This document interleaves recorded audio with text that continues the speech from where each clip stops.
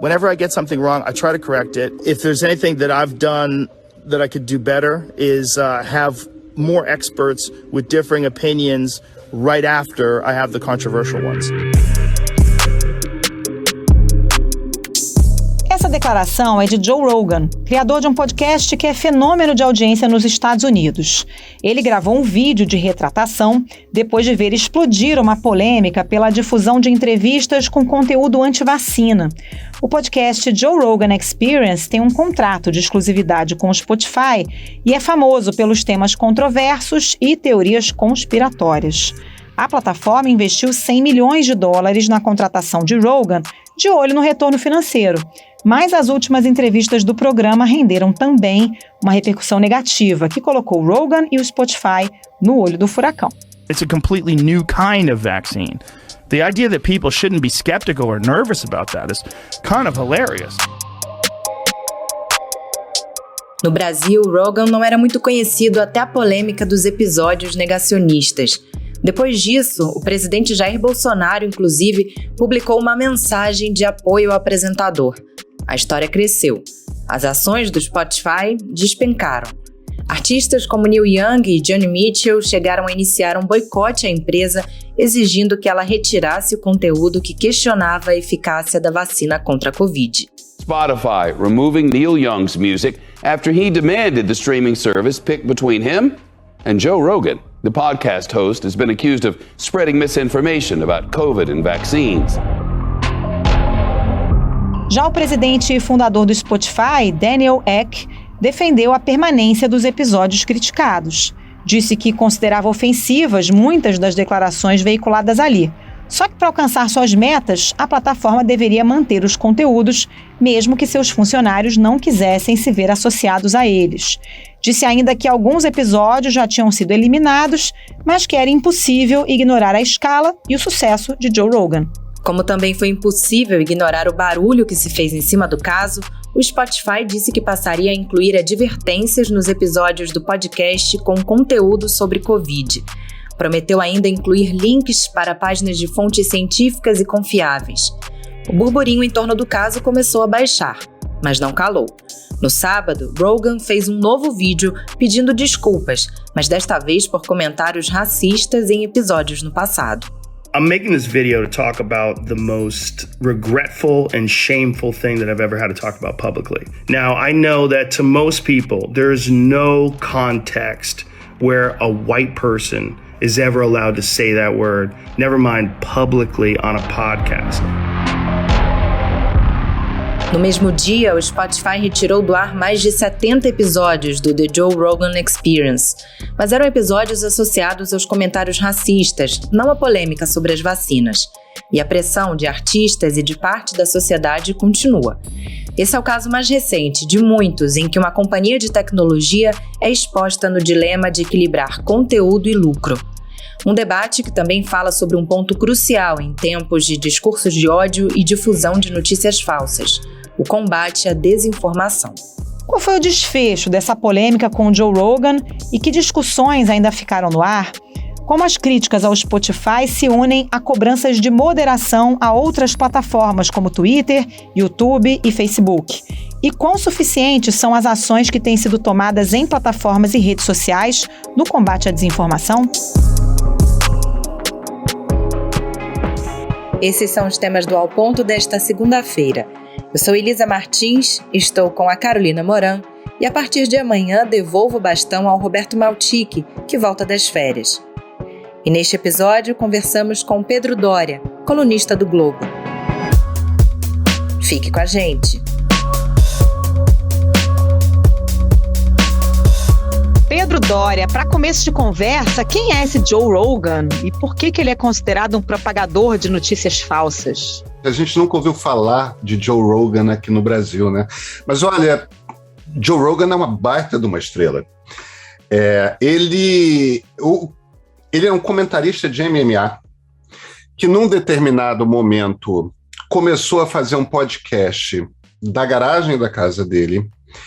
E o que é esse podcast? Ele é um sujeito meio bonachão, meio pacato, que faz um tipo assim, objetivo. O público dele é essencialmente masculino, vai ali dos 20 anos aos 50 anos, aquele americano médio, e ele faz o típico homem americano médio. Ele faz entrevistas, como ele não é um jornalista, e ele não se pretende como jornalista, ele faz entrevistas com pessoas que ele percebe como sendo provocadoras, instigantes, e a maneira como ele descreve essas entrevistas, eu acho que a gente pode dizer que a descrição é bastante correta, a maneira como ele descreve essas entrevistas ele quer que as pessoas expliquem exatamente o que elas pensam, como elas pensam, por que elas pensam. De forma que ele não é aquele entrevistador que questiona o entrevistado. Ele não desafia. Não, ele simplesmente traz pessoas que ele considera de alguma forma polêmicas e deixa que essas pessoas falem à vontade. O problema qual é? O problema é muito simples, gente. O tipo de gente que ele traz polêmica é gente que traz e de alguma forma distribui as mais diversas teorias conspiratórias. Entre elas, mais recentemente, principalmente teorias conspiratórias a respeito das vacinas.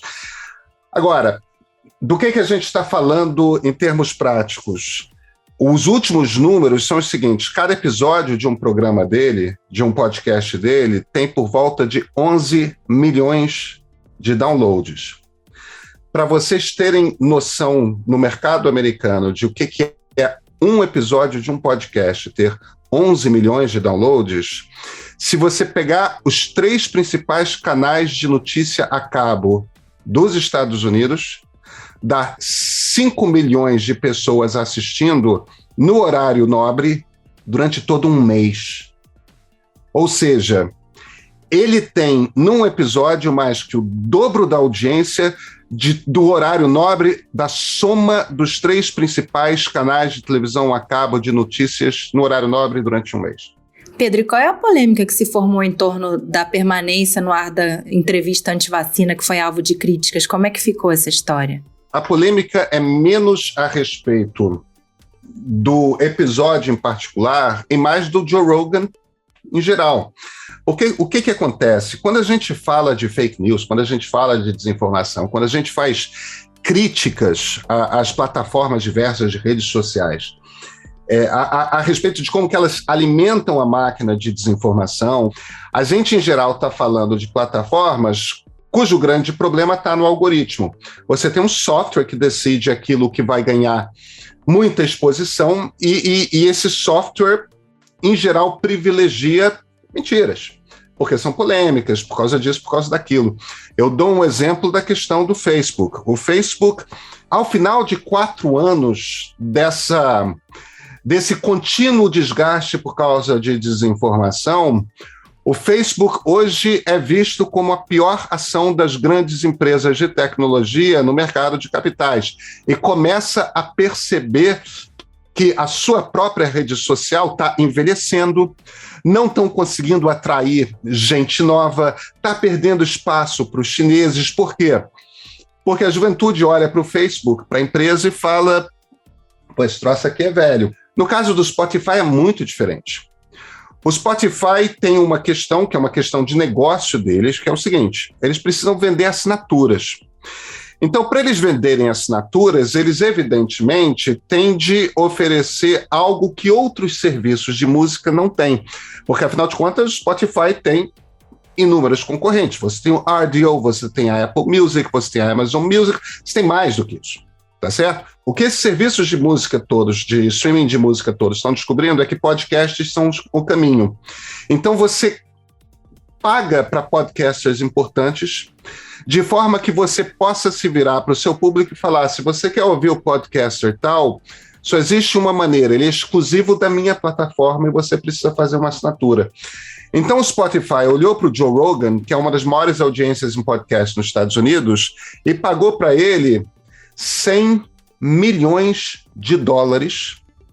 por um contrato de 3 anos de exclusividade. Quer dizer, quem vai vender a publicidade do Joe Rogan é o Spotify, e quem vai vender assinaturas dizendo só eu tenho o Joe Rogan é o Spotify. Hoje a gente pode dizer que, ao que tudo parece, o Spotify escapou. Ali na frente, eu não teria essa certeza. Acumulando desgaste, o Spotify pode começar, principalmente entre jovens, a perder espaço e começar a perder clientes para a concorrência. After Neil Young removed his music from Spotify after publishing an open letter against vaccine information, another artist is following suit. River single Joni Mitchell said she will remove her music catalog from Spotify in solidarity with Neil Young.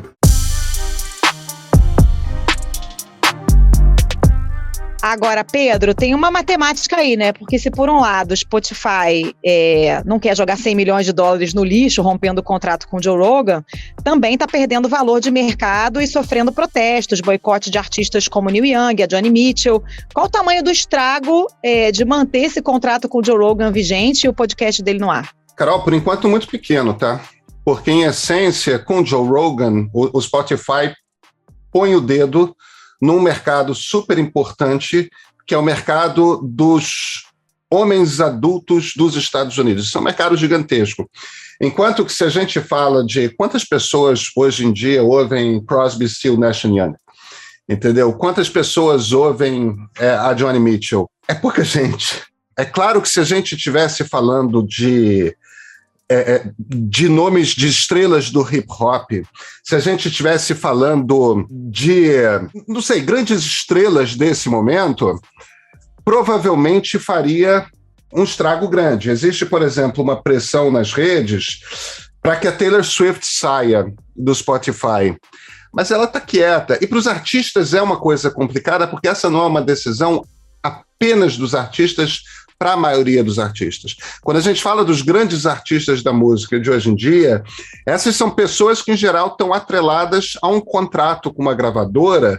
Em geral, quem faz a negociação toda com os serviços de streaming não são os artistas, são as gravadoras. Por outro lado, tem uma figura como o Joe Rogan, e a gente poderia falar com alguma tranquilidade que o Spotify perde muito mais do que o Joe Rogan, tá? Mesmo que o contrato de 100 milhões de dólares de alguma forma seja desmanchado sem que o Spotify perca dinheiro, né? Então eu não vou te pagar, uma coisa assim. O Joe Rogan continua lá com seus 10 milhões de audiência. E mesmo independente, ele ainda vai continuar fazendo dezenas de milhões de dólares. Ele talvez não tenha mais 100 milhões, ele passe a ter 80, mas eu não tenho certeza de que isso faz tanta diferença, tá? Na verdade, só quem está perdendo dinheiro no momento é gente como Neil Young. Agora, Pedro, a gente está falando dessa história, mas o debate vai além, né? Mostra também a dificuldade que se apresenta para essas grandes plataformas de conteúdo de lidarem com a desinformação. Qual é o tamanho desse desafio hoje? Elisa, eu tenho até dificuldade de responder a essa pergunta pelo seguinte: não devia haver desafio, não devia ser uma decisão difícil. Sabe, é claro que a gente está digitalizando a sociedade, a gente está passando por um grande período de transformação social. Agora, a gente entende como é que democracias liberais funcionam. A gente entende que existem negócios dentro de democracias liberais que funcionam, em essência, para distribuir informação. E nós compreendemos também que aqueles negócios dentro de democracias liberais que distribuem informação, é importante que, por um lado, esses negócios sejam independentes do Estado, né? Não podem fazer parte do governo, não podem servir como uma máquina de propaganda do governo.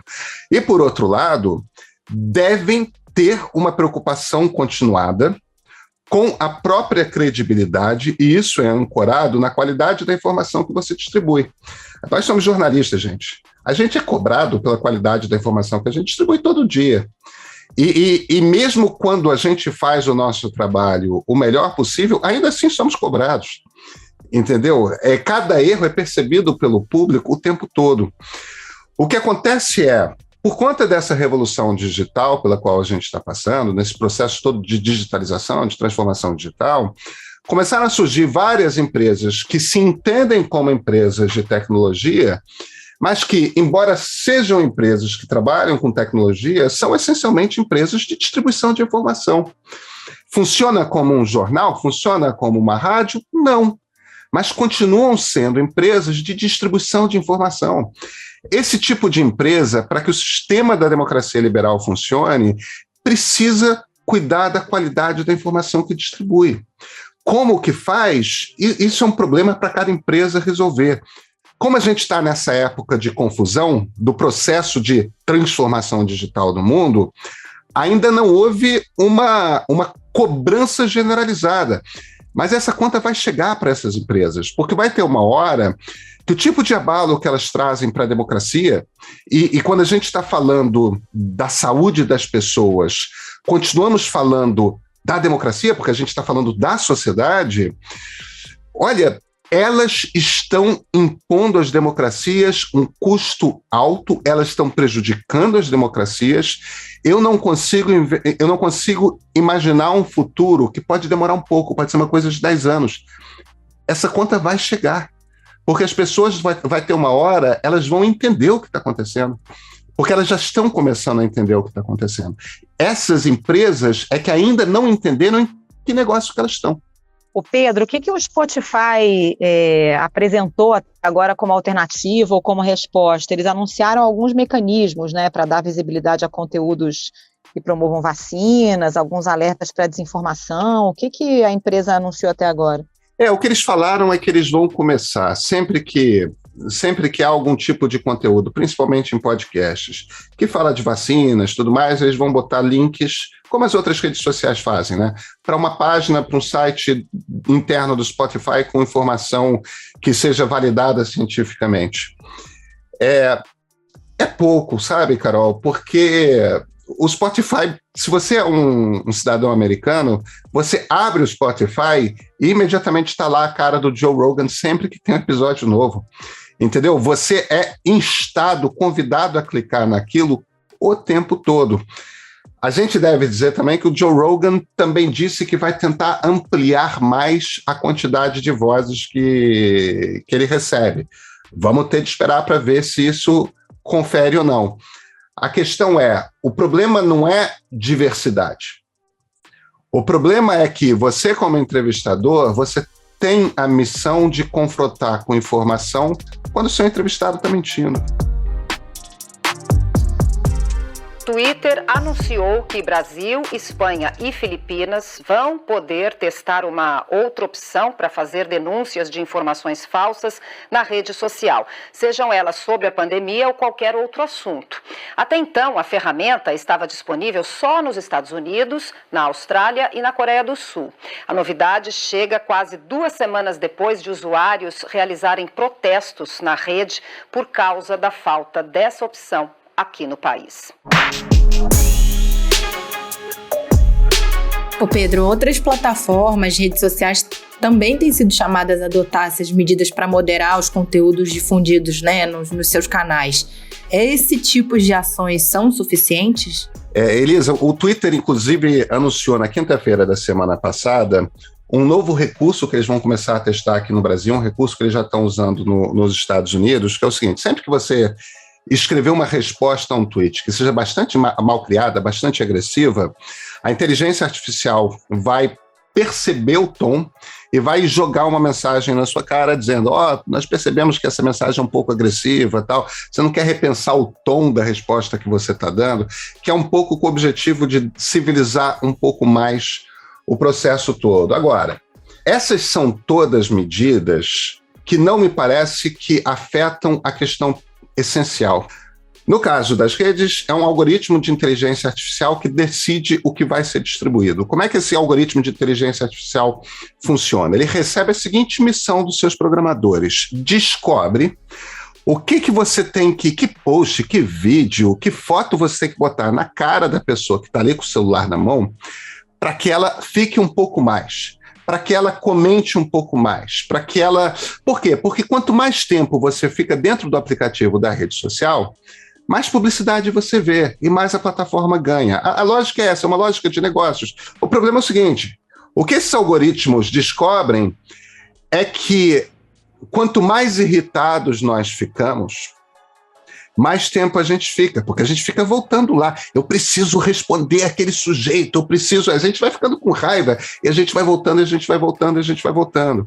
E essas teorias conspiratórias todas, elas são construídas justamente para explorar as inseguranças das pessoas. Elas são feitas para serem instigantes e viralizantes. E por isso mesmo, os algoritmos reagem, porque eles percebem que as pessoas ficam mais ligadas na mentira do que na verdade. É isso mesmo. A verdade é menos atraente do que a mentira na maior parte das vezes. Então, o problema das redes sociais é que elas têm um dilema. Elas precisam escolher entre fazer menos dinheiro, ou seja, não fazer com que aquelas redes sejam tão grudentas, não fazer com que aquelas redes sejam tão viciantes, ou, de outra forma, né, pelo caminho contrário, continuar fazendo com que essas redes sejam viciantes, usando esse tipo de algoritmo, espalhando desinformação, que, em última análise, gente, ameaça democracias e mata a gente. E se a gente for expandir esse assunto, né, Pedro, a gente está em ano eleitoral, e com a profusão de podcasts que temos hoje, muitos entrevistando políticos, né, entrevistas que têm repercutido, como é que se regula isso, né, em termos de eleição? Porque a TV e o rádio, que são concessões públicas, a gente sabe como é que faz, né? Tem regras para debate, tem que dar ao mesmo tempo, senão o TRE notifica, você tem que dar direito de resposta. Mas como é que controla esse universo dos podcasts e de tanto conteúdo sendo produzido em vídeo, no YouTube, na Twitch, enfim, é um universo sem fim, né? Carol, é um universo sem fim. Eu não acho que tenha que censurar nenhum podcast, eu não acho que, com raríssimas exceções, você pode punir pessoas pelo que falaram após essas pessoas terem falado, mas jamais vamos promover algo como censura prévia. A questão sobre a qual a gente está falando aqui não é temos que tirar o podcast do Joe Rogan do ar. O que a gente está falando aqui é o seguinte: ei, seu Spotify, você é uma imensa plataforma que tem uma quantidade imensa de assinantes e você tomou a decisão de pegar esse sujeito que promove mentiras e empurrar para que seja ouvido por todo o seu público. Você está fazendo isso por quê? A gente está cobrando do YouTube, a gente está cobrando do Twitter, a gente está cobrando do Facebook, a gente está cobrando por que essas empresas, em última análise, tomam a decisão de distribuir mais o que é mentira, mais o que prejudica a democracia, mais a discórdia do que o contrário. Quer dizer, não se trata de censurar ninguém. Não se trata de proibir programas de falar em X, Y ou Z. Fala o que você quiser. Agora, existem plataformas que são as plataformas que fazem com que as pessoas venham a saber que esses programas existem. Existem as plataformas que fazem com que os posts de algumas pessoas se tornem mais populares do que os posts de outras pessoas. Essas plataformas têm uma responsabilidade pelos critérios que elas adotam para distribuir. E a gente também não está pedindo para que nenhuma empresa seja fechada, nada disso. A gente está cobrando publicamente, olha, você tem uma responsabilidade. Existe um conceito fundamental que é aquilo que a gente chama do paradoxo da tolerância. Você não pode usar as ferramentas da sociedade aberta, as liberdades que uma democracia permite, para atacar a democracia. E é disso, essencialmente, que nós estamos falando. Quem está usando a livre expressão para sabotar a democracia. Agora, a gente não pode reagir de forma absurda, com excesso de peso, a tudo quanto é ataque que existe à democracia. A gente só pode reagir quando, de fato, aquele ataque tem consequências sérias, como, por exemplo, a invasão do Capitólio. Como, por exemplo, fazer com que um quinto da população de um país acredite que as eleições não funcionam. Quando você começa a ter resultados reais dentro da sociedade de que a democracia está correndo riscos, e a gente tem isso em vários países do mundo, inclusive no Brasil, aí a gente tem que começar a olhar de forma mais atenta para os principais responsáveis por esse movimento, que são as plataformas.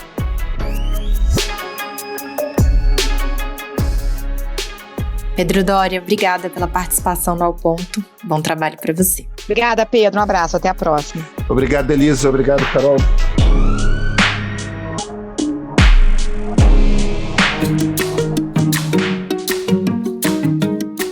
Esse foi o Ao Ponto de hoje, o podcast diário da redação do Globo. Nessa conversa a gente conta com a participação de toda a equipe do jornal, as mesmas pessoas que levam até você informação e análise de qualidade todos os dias. Quer saber mais? Assine o Globo. Acesse assineoglobo.com.br e confira todas as notícias e reportagens especiais. A produção é do Pedro Araújo e a edição é do João Guilherme Lacerda. Amanhã tem mais. Até mais.